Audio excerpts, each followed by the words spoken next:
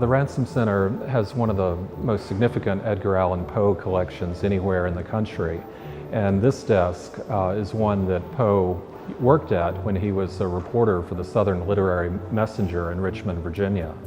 He was most known as a critic at that point in the mid-1830s. He was publishing stories as well, and he published some and poems in the Southern Literary Messenger, but most of his work for the Literary Messenger was criticism. The first salvo, so to speak, comes with the December 1835 issue. And it has, amazingly, some 25 literary reviews in it, 24 of which we believe were written by Poe. So we can just think of him as this reviewing machine. And yet, even though he's working at such pace, what he's emphasizing is that he's taking the task of literary criticism seriously in a way that he believes has not been done before, and specifically has not been done by New England publications. So he's trying to make the Southern Literary Messenger, in its regional pride, the home of serious American literary criticism.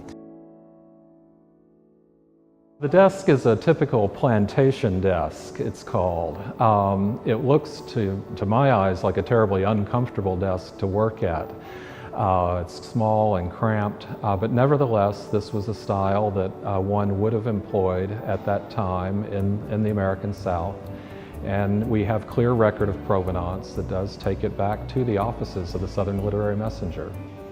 It's got this huge, heavy upper part of it with all these bureaus and secret compartments and pigeonholes. And to me, there's a kind of a top-heavy aspect to this desk that is homologous with Poe himself, with Poe the person in his face even, but really also in his work. I mean, I think maybe it's kind of fanciful to think of the desk as being a picture of Poe, being that top-heavy image of Poe, but it's a kind of fanciful connection that Poe's writing itself invites. I think it's about having a human and even almost like a bodily connection to that writer across time. He's very notable for his reviews of that period, but also during that time, he published the first portion of the narrative of Arthur Gordon Pym of Nantucket. So that's his only novel, and the first part of it came out in that period.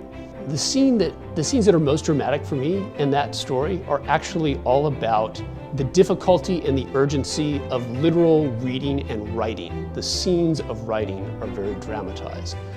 The main character at one point finds himself thrown into the hold of a whaler. And he's there in almost complete darkness, but he's been handed a note, or he thinks it may be a note. It's just a scrap of paper, it's black, you can't see anything on it. And he's able to rub some phosphorus and get a faint glow. And he's able just to discern 7 words from it.